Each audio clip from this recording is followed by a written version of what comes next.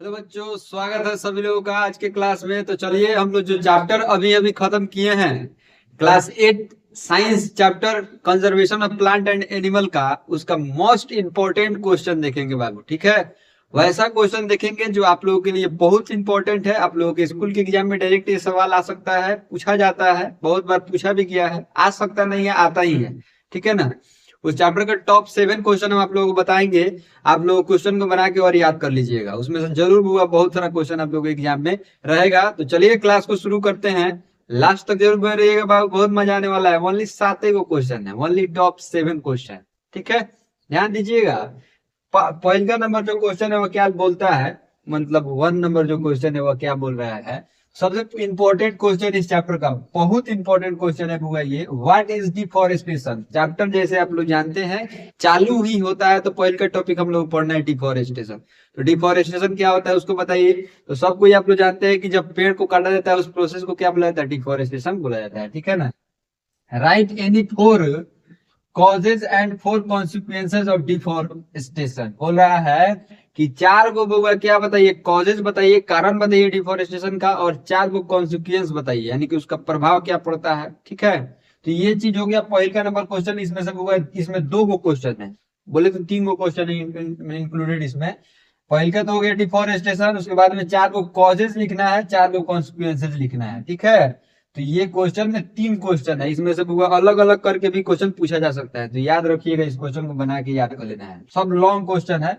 ठीक है, दूसरा नंबर क्वेश्चन देखिएगा, व्हाट इज बायोडाइवर्सिटी। बायोडाइवर्सिटी क्या होता है उसको बताना है। ठीक है, biodiversity, why is biodiversity important for us, और बायोडाइवर्सिटी क्यों इंपॉर्टेंट होता है हम लोगों के लिए, उसके बारे में भी क्या करना है, चर्चा करना है।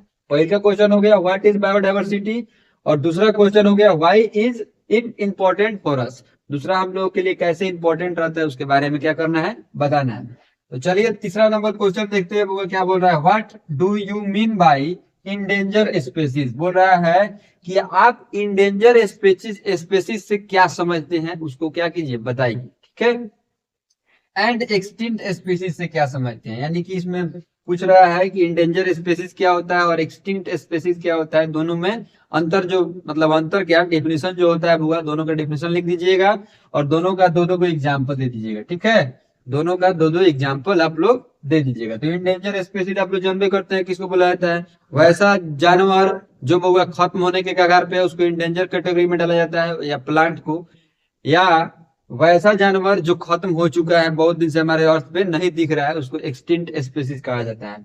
तो दोनों का आप लोग जान लेते हैं ये डिफिनेशन, और दोनों का वो एग्जांपल आप लोगों को हम बताए भी हैं, तो आप लोग लिख दीजिएगा। चौथा नंबर क्वेश्चन क्या बोल रहा है, what is a biosphere reserve. Biosphere reserve क्या होता है उसको क्या कीजिए बुआ बताइए, मेंशन कीजिए। Name any two biosphere reserve in India, और इंडिया में 2 जो बायोस्फीयर रिजर्व है उसको क्या कीजिए, नेमिंग कीजिए, बताइए। ठीक है, तो बायोस्फीयर रिजर्व क्या होता है और उसका नाम क्या है उसको क्या करना है, बताना है। पांचवा नंबर क्वेश्चन बताइएगा, what is red data book. Red data book क्या होता है उसको क्या कीजिए होगा, डिफाइन कीजिए। लास्ट नंबर जो पार्ट था हम लोगों का इस part number 8, sorry final part नहीं, पार्ट नंबर 8 में रेड डेटा बुक के बारे में बताए हैं, आप लोग देख लीजिएगा जाके बुआ, अगर नहीं देखे होंगे तो। वाई इज इट इम्पोर्टेंट, बोल रहा है कि रेड डेटा बुक क्यों हम लोगों के लिए जरूरी है।